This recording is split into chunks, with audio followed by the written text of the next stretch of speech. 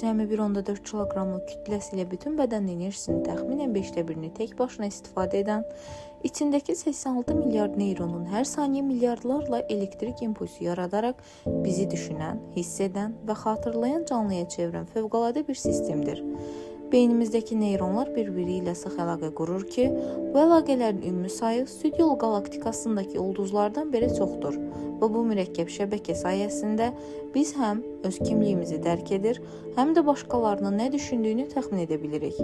Şuurun yaranması isə bu sinir şəbəkələrinin yalnız bir nöqtədən yox, prefrontal korteks, talamus, insula və parietal sahələrin eyni anda işıqlanması ilə mümkün olur. Və bu inteqrasiya o qədər mürəkkəbdir ki, elm hələ də şuurun dəqiq necə əmələ gəldiyini tam cavab verə bilməyib. Daha az bilinən faktlardan biri budur ki, beynimiz sadəcə məlumat qəbul etmir. Gələcəyə proqnozlaşdırmaq üçün hər saniyə minlərlə siqnal impulsasiya yaradır. Hətta biz heç bir şeyi düşünmədiyimizi zənn edəndə belə beynin default modeli network deyilən gizli şəbəkəsi aktiv olaraq keçmiş xatirələri yenidən qurur və ehtimal edilən gələcək ssenariləri hesablayır. Həmçinin beynin özü yenilənmə qabiliyyəti neuroplastik bizə ömür boyu yeni vərdişlər qazanmağa, travmalardan sağalmağa və yeni dillər öyrənməyə imkan verir.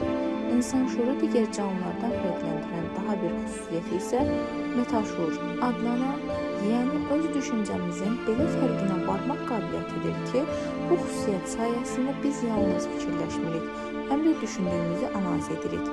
Bütün bu proseslər birləşəndə beyin sadəcə biologiya deyil, həm intellekt, həm də yaradıcılığın, həm də öz varlığımızı anlamağımızın mərkəzində duran ən böyük elm sirrinə çevrilir. Və bu səbəbdən müasir neyroelm insan beyninin kainatdakı ən mürəkkəb struktur hesab edir. Dilbər Vüqar qızı, Bölgə TV.